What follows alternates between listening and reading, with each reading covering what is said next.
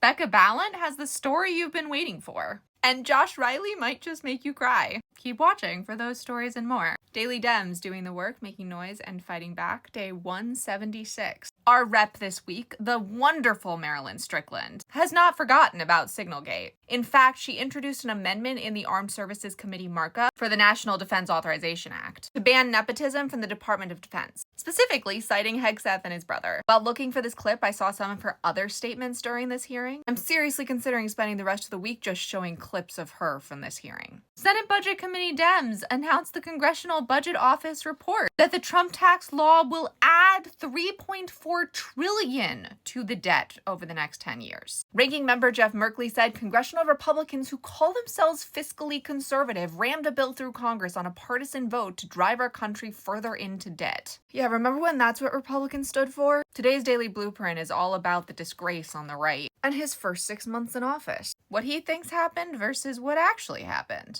Actually happened being all these things which the DNC so helpfully laid out.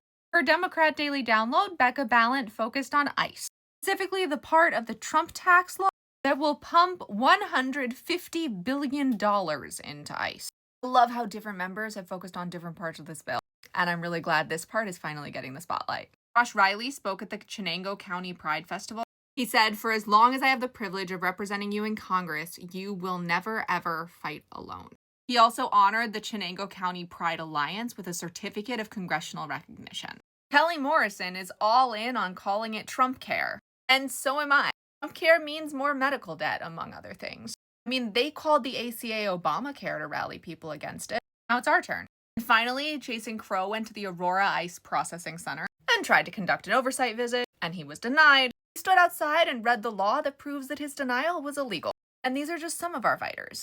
Hope you learned something new about an elected today. If you made it to the end of this post, comment with 7 words to help the algorithm. And a family, because nepotism shouldn't be allowed in governmental hiring. And if you watched or read any of these stories, comment with what you learned. And flying money, because when you put in debt, that's the emoji that comes up.